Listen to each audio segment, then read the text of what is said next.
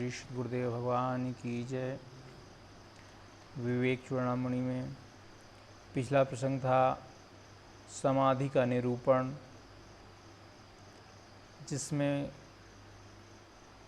बताया गया कि जब मुनि का चित्त, संत का चित्त जो है पूरी तरीके से उपाधियों से निवृत्त हो जाता है, किसी भी तरह की उपाधियाँ उसके लिए महत्वहीन रहती हैं, महत्वपूर्ण नहीं रहती हैं। कि मैं शरीर हूँ,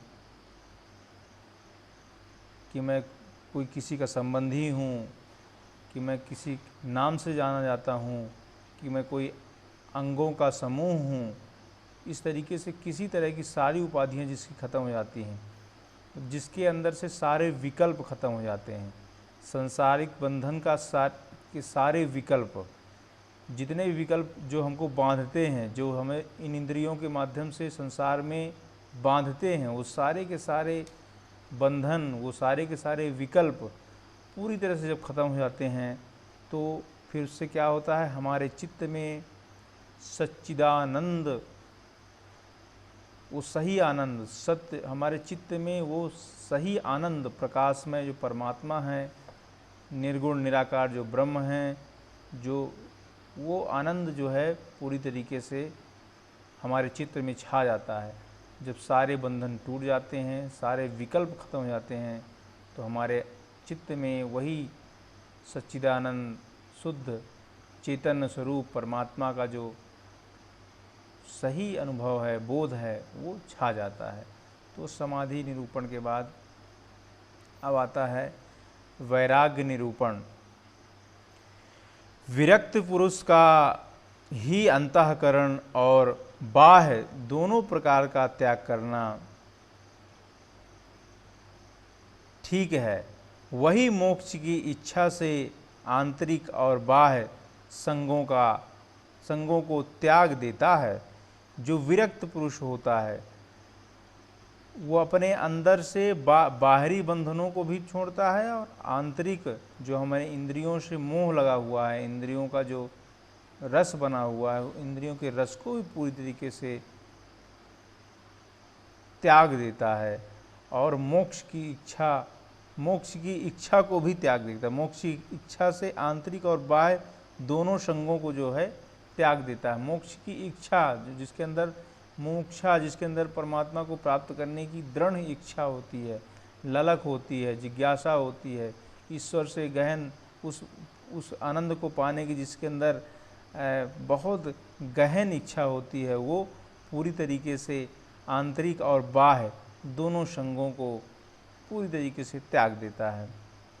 इंद्रियों का विषयों के साथ संग और अहंकार आदि के साथ आंतरिक संग, इन दोनों का ब्रह्मनिष्ठ विरक्त पुरुष ही त्याग कर सकता है।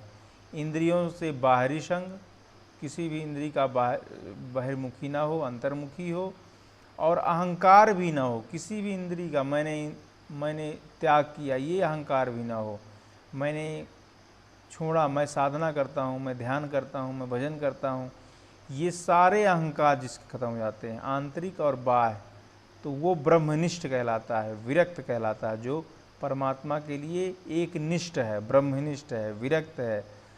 विरक्त पुरुष ही सब चीज़ों को त्याग कर सकता है। जो ब्रह्मनिष्ठ है, जिसके अंदर मोक्ष की इच्छा है, वही सब चीज़ों को त्याग सकता है।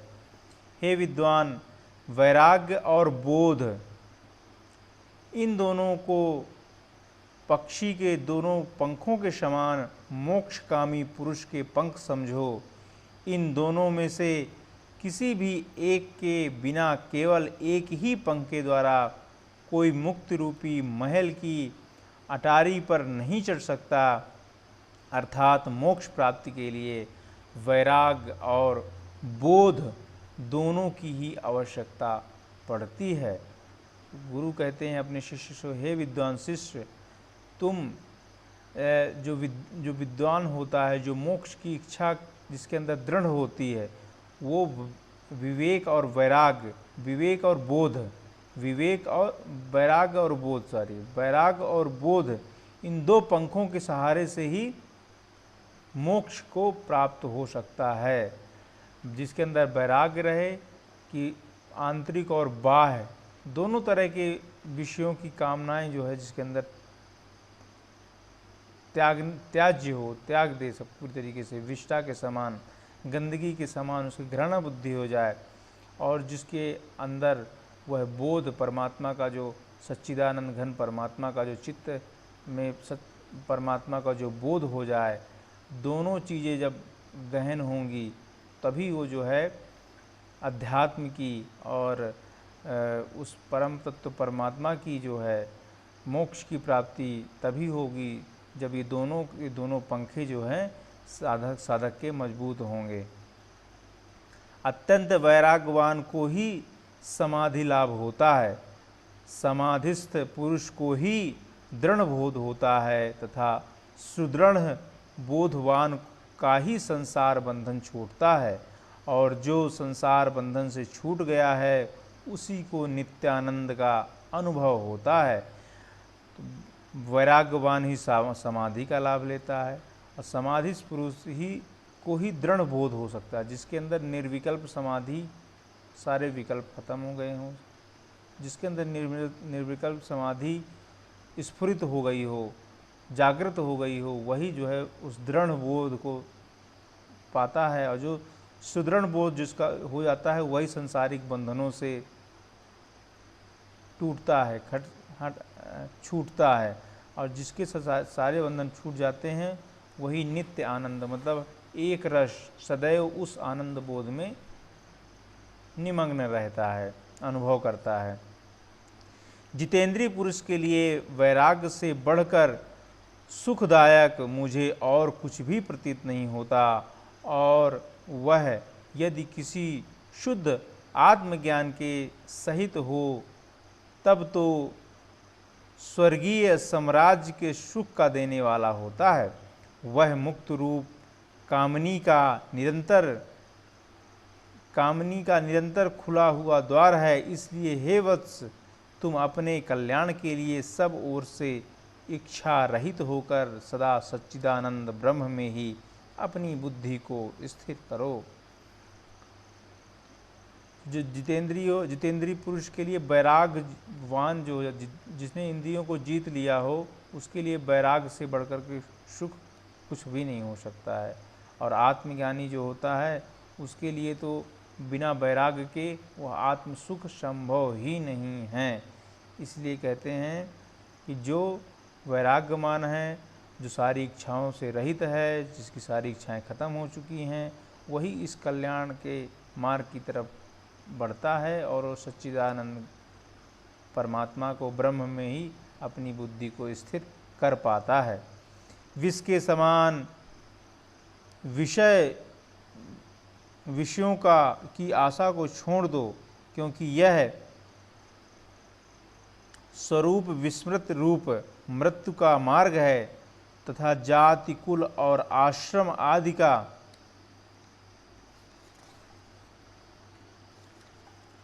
अभिमान छोड़ करके दूर से ही कर्मों को नमस्कार कर दो। देह आदि असत पदार्थों में आत्मबुद्धि को छोड़ो और आत्मा में अहम बुद्धि करो, क्योंकि तुम तो वास्तव में इन सब के दृष्टा और मल तथा द्वैत से रहित जो परब्रह्म हैं वही हो।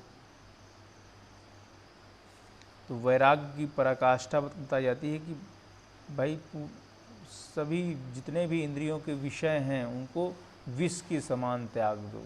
जिस तरह से कोई विष को अगर ग्रहण करे तो वह खत्म हो जाएगा, उसी तरीके से इंद्रियों के जो जितने भी विषय हैं इनको विष के समान त्याग दो। कोई विष नहीं खाएगा, कोई किसी को कहा जाए कि कोई विष खा ले तो कोई विष खाएगा क्या? कोई नहीं खाएगा। इसी तरीके से इंद्रियों के विषयों को विष के समान त्याग दो कि उसकी तरफ सोच बुद्धि भी न जाए। इस तरीके से जो त्याग देता है वह, तथा इसके त्यागने के बाद जाति, कुल और आश्रम, इसका भी अहंकार न करे कि मैं बहुत अच्छी जाति का था या कि बहुत कुलीन अच्छी जाति का नहीं था। दोनों तरह के अहंकार हो सकते हैं। हीनता का भी अहंकार होता है और श्रेष्ठता का भी अहंकार होता है, दोनों तरह के अहंकार उसके ख़त्म हो जाएं। मैं बहुत कुल का हूँ, बहुत श्रेष्ठ कुल का हूँ, मैं बहुत श्रेष्ठ जाति का हूँ, ये सारे जाति बंधन ये सब किसके हैं? शरीर के हैं। शरीर जिसने शरीर को वैराग्य के द्वारा पूरी तरीके से इंद्रियों को सुखा दिया, उसके लिए क्या कुल, क्या जाति, क्या आश्रम का अभिमान भी छोड़ना चाहिए कि मैं गृहस्थ आश्रम में हूँ, मैं वानप्रस्थ आश्रम में हूँ, मैं संन्यास आश्रम में हूँ। ये सारे भी मतलब जिसके अंदर से सारे आश्रम छूट जाएं कि मैं सन्यासी हूँ, मैं बैरागी हूँ, सब ये सब चीज़, ये सब बंधन के कारण है पूरी तरीके से।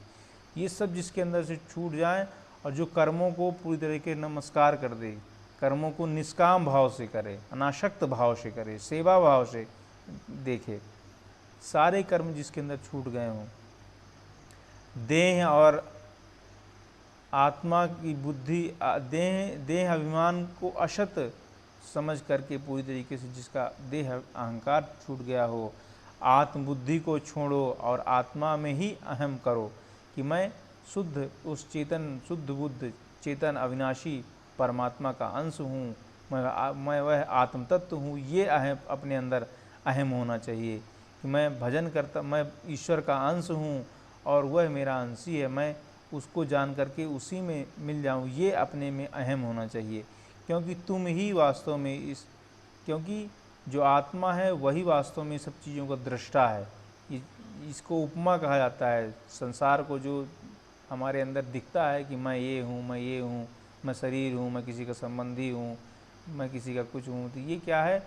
मात्र उपमाएं हैं बस, हो गए। जैसे मट्टी, जैसे घड़े में मट्टी की उपमा होती है ना, वास्तविकता तो वह है, आत्मा ही है सबके अंदर, वो आत्म तत्व ही सबके अंदर है, जिसके अंदर जिसको हमने संबंधी मान रखा है, उसके अंदर भी वही आत्म तत्व ही बैठा हुआ है। तो इस तरीके से ऐसी दृढ़ बुद्धि जिसके अंदर हो जाती है, वो मल के समान यह संसार को त्याग देता है और द्वैत रहित अवस्था में रह करके परब्रह्म परमात्मा को अपने अंदर प्रादुर्भूत करता है। इस तरीके से ये वैराग्य का जो है आज प्रकरण पूरा हुआ। वैराग्य निरूपण मतलब वैराग्य जब निखर जाता है अपने अंदर। पहले तो वैराग्य की परिभाषा बताई गई साधन चतुष्टक में, लेकिन इसमें वैराग्य निरूपण, जिसके अंदर घटित हो गया है वैराग्य, तो उसकी क्या स्थिति होगी इसके बारे में यहाँ बताया गया। बोलिए श्री सद्गुरुदेव भगवान की जय।